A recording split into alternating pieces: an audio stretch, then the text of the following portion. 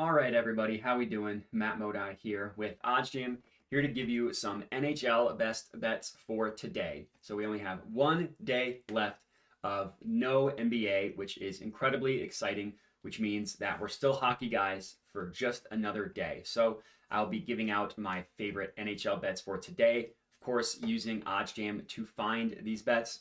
I will say, to do a recap of yesterday, pretty brutal. Pretty brutal, the picks that I had yesterday. Luckily, picks on this video did a little bit better than my individual bets or bets that I posted elsewhere.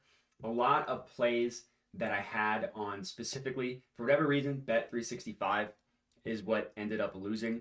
I had a decent amount of success with my plays on Barstool, which was the majority of the picks in the video I did yesterday. But overall, just to do a recap of how generally my bets did yesterday, not great. Down 783 yesterday, making my profits slightly in the green. But as you can tell, this has just been a rough month compared to how things were previously. I mentioned this in previous videos, but if you just want to look at January, not that many down days in January, up 6K total.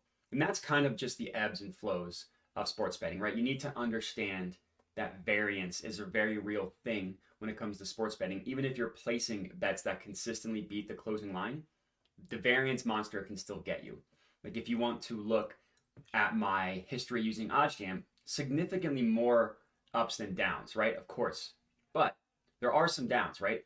Down 700 a couple weeks ago, down 680 this specific week. Had 5 out of 6 weeks where I was down. Had another week where I was down 1,400. So these kinds of things happen. But as long as you are going through the right processes in terms of finding bets and placing the right bets, then I can promise you, you will be up in the green overall like I am. And even so, this has been a brutal month. I'm still up, right? So at least I'm not losing money. So anyways, we can get right into it. Of course, using OddsJam to find these sharp, mathematically profitable bets, using the OddsJam positive expected value page. I'm not going to go into a ton of detail behind the no vig odds and everything, because that has been done in a ton of previous videos. So if you're curious about a lot more details behind positive expected value betting, I definitely recommend to check out the OddsJam YouTube channel. In this video, I'm going to be going over it, but at a much higher level than I have in those other videos. But regardless, everything when it comes to positive expected value betting is derived from these no vig odds that you see right here. So I'm on the positive EV page. I'm using the recommended filters, which is recommended, showing you the best of the best of the best positive EV bets. And like I said, all the profitability is derived from these no vig odds here. And you see every single positive EV play, you see odds here for the no vig odds, right? Well, what you need to know, these no vig odds are pulled from the sharpest sports books in the world, right? The sports books that consistently do the best job at pricing odds, pulls in to these no vig odds that you see here. So you can view it as the true line of what a market should truly be priced at, right? Basically saying the no vig odds are giving you the most accurate representation of what a line and odds for a play should be priced at. And then the positive EV page provides betting opportunities where you are getting better odds than the no vig line. Better odds just meaning higher payout. So every single play here is going to be positive expected value in some way. Now, that's not me saying every single bet should be blindly bet, right? That you should just go through and blindly take every single one. Now, I will say if you're using the recommended filters, you probably could do that and be profitable. I will say that. But personally, I like to do a little bit more research into the plays themselves to make sure that I'm placing the best of the best. And when I say research, I don't mean go into the matchups, check how often this player goes over or under the prop, look at the teams and all that stuff. I mean, if you click open a play, you literally just click your mouse, pulls up odds from every sports book, right, where they price it. That's what you see here for this first play, and I can get right into it. Mark Scheifele over 2.5 shots on goal. This is at plus 100 odds at BetRivers. This is my first play of the night. The reason why this one is good, well, look at the plus 100 and compare it to every other sportsbook that is providing odds. Now we can ignore Underdog and Prize Picks because they have the same implied odds for every single play. And plus 100 is actually my favorite odds to bet because it's the easiest way to tell whether we are beating the closing line of all the sports books, the no vig odds of all the sports books are not, because it's just even money. It's 50-50. You place 1,000 bets at plus 100, you win exactly half, you break even. You win more than half, you profit. It's as simple as that. And look at where every other sports book is pricing this play. They all heavily favor it going over. And when I say favor it, I mean look at both sides, the over and the under of the line. Every single sportsbook except for one is heavily favoring the over.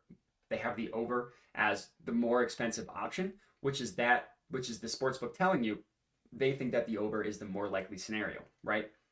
BetMGM has the over at minus 130, the under at minus 105, heavily favoring the over.